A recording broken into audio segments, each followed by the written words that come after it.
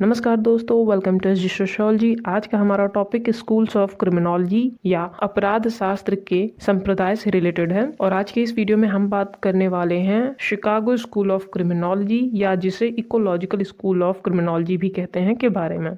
इसके बारे में हमने थोड़ी सी बात पहले भी करी हुई है, बट डिटेल में इस पे चर्चा नहीं हुई थी। जैसा कि आप सबको पता है कि आदिकालीन अपराध शास्त्रीय विचार, शास्त्रीय संप्रदाय, प्रत्यक्षवादी संप्रदाय या नवशास्त्रीय संप्रदाय, इनके बारे में मैंने अच्छे से समझाया है। पर Chicago school of criminology, labelling theory, strain theory, इन तीनों को कवर करना बाकी था। तो आज हम बात करेंगे शिकागो स्कूल ऑफ क्रिमिनोलॉजी के बारे में। तो चलिए शुरू करते हैं। तो सर्वप्रथम शिकागो स्कूल ऑफ क्रिमिनोलॉजी या जिसे इकोलॉजिकल स्कूल ऑफ क्रिमिनोलॉजी भी कहते हैं, इसके समय के बारे में बात करते हैं। तो लेट 19वीं शताब्दी के अंत के समय से और 20वीं शताब्दी के आरंभ काल में इसका टाइम पीरियड माना जाता है। ये संप्रदाय या इस संप्रदाय के विचार उस समय काफ़ी ज़्यादा प्रचलन में थे। और अगर हम बात करें इनसे जुड़े नाम, तो रॉबर्ट पॉक, अर्नेस्ट बर्गेस और किलफर्ड शाह, ये तीन नाम जो बहुत ज़्यादा फेमस रहे हैं शिकागो स्कूल ऑफ क्रिमिनोलॉजी से, इनके बारे में मैंने पहले भी बता रखा था। और अब बात करते हैं अपराध के मूल कारण। ये संप्रदाय, जैसा कि मैंने आपको पहले भी बताया था कि ये जितने भी संप्रदाय या सिद्धांत रहे हैं, ये किसी न किसी को कारण मानते हैं अपराध के पीछे का। तो हमने बात करी थी कि आदिकालीन अपराध शास्त्रीय विचार किन्हें मानते हैं? भूत, प्रेत या आत्माओं को मानते हैं कि किसी व्यक्ति के ऊपर भूत या प्रेत या बुरी आत्मा का प्रभाव है, इस कारण वो उससे प्रभावित होकर अपराध कर रहे हैं। दूसरा हमने बात करी थी शास्त्रीय संप्रदाय की, जो कि सुखवादी दर्शन पे आधारित है। और सुखवादी दर्शन का तात्पर्य क्या है? कोई भी व्यक्ति अगर कोई भी व्यवहार कर रहा है तो उसके पीछे दो ही वजह होती है, या तो उसे सुख का अनुभव होता है या तो दुख का। तो ज्यादातर व्यक्ति सुख वाले काम ही करेंगे, तो जिसमें उन्हें सुख मिलेगा वही कार्य करेंगे। पर कभी कभी क्या होता है कि सुख के चक्कर में इंसान गलत चीजें भी करने लगता है जो समाज को हानि पहुंचाती है। तो ये संप्रदाय किसे मानता है अपराध का कारण? सुख की इच्छा या सुख की लालसा आप बोल सकते हो सिंपली। नेक्स्ट है प्रत्यक्षवादी संप्रदाय या पॉजिटिव स्कूल। और इस संप्रदाय का क्या मानना था कि कोई भी व्यक्ति अपराध उसकी शारीरिक बनावट या मानसिक स्थिति के आधार पर करता है। इनफैक्ट इस संप्रदाय से जुड़े एक नाम लोम्ब्रोसो, उन्होंने बताया था कि जो सामान्य व्यक्ति हैं और जो अपराधी व्यक्ति हैं उनकी शारीरिक बनावट में अंतर होता है। और उन्होंने मानव आकृति के आधार पर अपराध का विश्लेषण किया और उसके बाद उन्होंने शारीरिक निर्धारणवाद का प्रतिपादन किया था। और इस संप्रदाय का क्या मानना था कि ना शारीरिक, ना मानसिक, ना भूत प्रेत, ना किसी भी चीज को आधार मानने से पहले आप उसका साइंटिफिक अध्ययन करो। साइंटिफिक अप्रोच के आधार पे ये निष्कर्ष निकालते थे। चौथा नवशास्त्रीय संप्रदाय, ये करेक्ट कर लेना, न्यू क्लासिकल स्कूल। ये क्लासिकल स्कूल का ही अपडेटेड वर्जन है। जैसे मोबाइल्स में आप देखते हो ना अपडेटेड वर्जन आते हैं, तो जो चीजें हैं उसी में और ज्यादा मॉडिफिकेशन या उसमें और ज्यादा सुधार करा जाता है। तो ये उसी तरह है। इसमें बाल अपराधों के लिए सुधार गृह या पैरोल, प्रोबेशन, ये सारी चीजें ऐड हुई थी। और आज हम बात करने वाले हैं शिकागो स्कूल ऑफ क्रिमिनोलॉजी के बारे में, जिसके बारे में हमने उस वीडियो में डिटेल से बात नहीं करी थी। अगर आप बात कर रहे हो शिकागो स्कूल ऑफ क्रिमिनोलॉजी या इकोलॉजिकल स्कूल ऑफ क्रिमिनोलॉजी, तो इकोलॉजिकल शब्द आपको क्या बता रहा है? पर्यावरण से संबंधित है। तो ये अपराध के कारण में किसको मूल रूप में मानेंगे? ये मानेंगे पर्यावरण को। अब पर्यावरण कौन?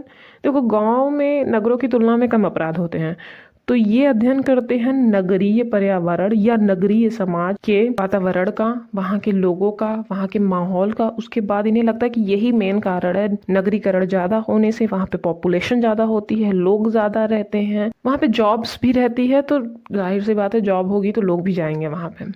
परिणाम स्वरूप घनी बस्तियों का निर्माण, घनी बस्तियों में गरीबी, बेरोजगारी, मलिनता, अशिक्षा, ये सारे कारण उन्हें अपराधों की ओर प्रवृत्त करते हैं। In short, Chicago school of criminology ये अध्ययन करता है कि नगरों में अपराध के क्या क्या कारक हैं जो अपराधों को बढ़ा रहे हैं या लोगों को अपराधों की ओर ढकेल रहे हैं। और अब हम बात कर लेते हैं शिकागो संप्रदाय से जुड़े कुछ मुख्य विचारों के बारे में, क्योंकि ये जो विचार है इन्होंने शिकागो स्कूल ऑफ क्रिमिनोलॉजी के क्षेत्र में महत्वपूर्ण योगदान दिया था या उसे गहराई से प्रभावित किया था। इसमें है human ecology, social disorganisation theory, cultural transmission theory या जिसे कि डिफरेंशियल एसोसिएशन थ्योरी भी कहते हैं, और जोन थ्योरी। चलिए इनके बारे में डिटेल से बात करते हैं। तो सबसे पहले बात कर लेते हैं हम ह्यूमन इकोलॉजी के बारे में। ह्यूमन इकोलॉजी क्या करता है? वो डीपली स्टडी करता है किसके बारे में? मानव और उसके पर्यावरण के बीच के संबंधों का। और शिकागो स्कूल ने क्या किया कि अपराधी व्यवहार को समझने के लिए उन्होंने ह्यूमन इकोलॉजी के कॉन्सेप्ट को अपने में शामिल किया। और ये जो दृष्टिकोण है वो जांचता है कि नगरीय और सामाजिक परिवर्तन कैसे अपराध की दरों को प्रभावित करते हैं। मतलब अगर आपके आसपास की सोसाइटी या समाज में कोई चेंजेस आ रहे हैं तो क्या उसका प्रभाव उस क्षेत्र में होने वाले अपराध की दरों पे भी पड़ता है। इसे आप ऐसे समझ सकते हो, मान लो कोई समाज है, वहाँ पे उस समाज में कोई परिवर्तन हो रहा है, वहाँ के लोगों के लिए काफ़ी सुविधाओं का बढ़ाया जा रहा है, तो क्या वहाँ पे अपराध की दरों में कमी आएगी? बिल्कुल। और अगर वहाँ पे सुख सुविधाओं का अभाव होगा तो अपराध की दरों में बढ़ोतरी होगी। इन सारी बातों का जो अध्ययन है वो ह्यूमन इकोलॉजी के पर्सपेक्टिव से शिकागो स्कूल अध्ययन करता है। नेक्स्ट है सोशल इकोलॉजी या सामाजिक पारिस्थितिकी, जिसका तात्पर्य यह है कि कोई भी व्यक्ति अपने आसपास के माहौल में किस तरह से बातचीत करता है और कैसी प्रतिक्रिया देता है और उसके व्यवहार का पूरे समाज पे क्या प्रभाव पड़ता है। फॉर एग्जाम्पल, ये कई सारे व्यक्ति हैं, ये इंडिविजुअली अगर व्यक्तिगत रूप से देखो तो ये समाज में कैसे बातचीत करते हैं और ये कोई भी सोसाइटी में चीज़ें हो रही हैं, चाहे क्राइम हो रहा है, चाहे कुछ अच्छे काम हो रहे हैं, उन पे किस तरह की प्रतिक्रिया देते हैं, इसका प्रभाव पूरे समाज पे पड़ेगा।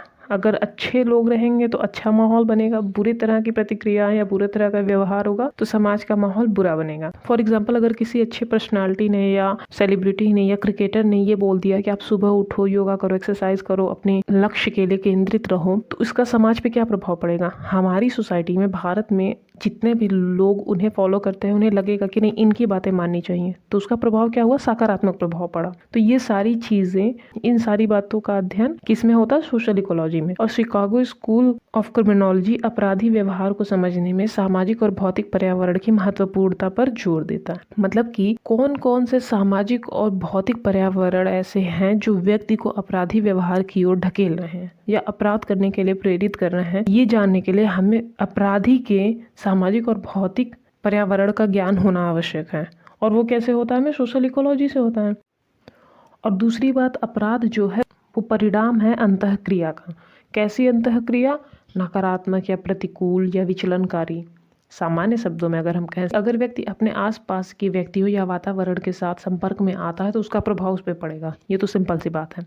और शिकागो स्कूल ने अपराध को अपराधी व्यक्ति के आसपास के सामाजिक वातावरण के परिणाम के रूप में देखा है। तो अगर हमें अपराधी व्यवहार का अध्ययन करना है तो ह्यूमन इकोलॉजी, सोशल इकोलॉजी महत्वपूर्ण भूमिका निभा सकते हैं उनके अध्ययन में। नेक्स्ट है हमारा सोशल डिसऑर्गेनाइजेशन थ्योरी और डिफरेंशियल एसोसिएशन थ्योरी। तो पहले हम बात कर लेते हैं सोशल डिसऑर्गेनाइजेशन थ्योरी की। इसे शिकागो स्कूल ऑफ क्रिमिनोलॉजी से जुड़े क्लिफर्ड शॉ और हेनरी डी मैके द्वारा प्रतिपादित किया गया था। इस थ्योरी में ये बताया गया है कि अपराध की गतिविधियां उन जगहों पे ज़्यादा देखने को मिलती है जहाँ पे अव्यवस्था पाई जाती है। सामाजिक अव्यवस्था का सिद्धांत का तात्पर्य यह है कि समाज में जो व्यवस्था है उसमें प्रॉब्लम आ गई है। सामाजिक अव्यवस्था या सामाजिक विघटन जो होता है वो सामाजिक संगठन की विपरीत स्थिति है। और इस सिद्धांत के अनुसार उन क्षेत्रों में जहां कमजोर सामाजिक जड़ें, आर्थिक अस्थिरता, सामाजिक नियंत्रण का अभाव, व्यक्तियों के सामाजिक संबंध में विकृति या अस्थिरता आदि पाई जाती है, वहां अपराधी गतिविधियां ज़्यादा देखने को मिलती हैं। मतलब अगर समाज का माहौल अच्छा है, वहाँ पे व्यवस्थाएं बनी हुई हैं, तो वहाँ पे अपराधी व्यवहार नहीं होंगे या कम होंगे। और जहाँ पे अव्यवस्था की स्थिति होगी वहाँ पे अपराधी प्रवृत्ति या अपराधी गतिविधियाँ ज़्यादा देखने को मिलेगी। फॉर एग्जाम्पल, मान लो कोई कंट्री है, उसके ऊपर किसी दूसरी कंट्री ने अटैक कर दिया तो वहाँ की जो व्यवस्था है वो चरमरा जाएगी। और उस स्थिति में क्या होगा कि जो समाज के व्यक्ति हैं उनके जीवन निर्वाह की चीज़ें भी उन्हें मुश्किल से मिलेंगी, चाहे वो खाना हुआ, चाहे वो उनके कपड़े, जो भी चीज़ें हैं।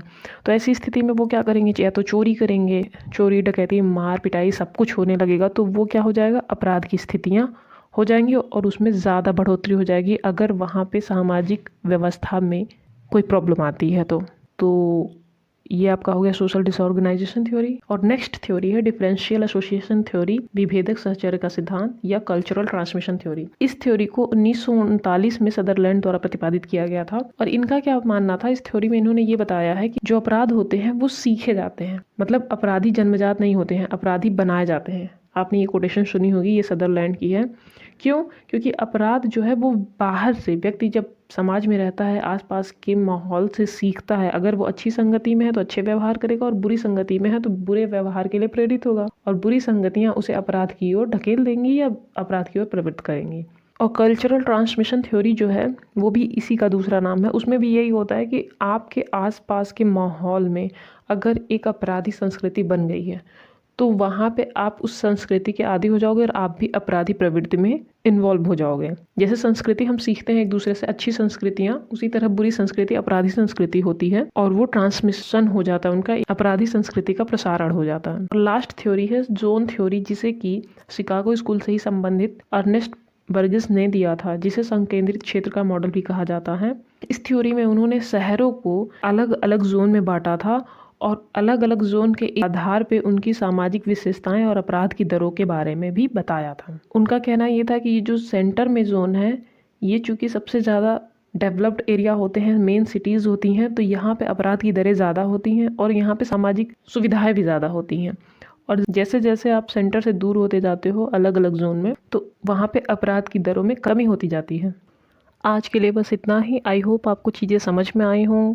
स्कूल ऑफ क्रिमिनोलॉजी के, शिकागो स्कूल ऑफ क्रिमिनोलॉजी के बारे में जो भी डिटेल्स, जो भी फैक्ट्स थे वो मैंने आपको बता दिए हैं। बट अगर आपको फिर भी लगे कि इसमें कोई करेक्शन की ज़रूरत है या कोई डिटेल्स जो मैंने मिस कर दी हूँ, तो आप कमेंट बॉक्स में बता सकते हो। आज के लिए इतना ही। धन्यवाद।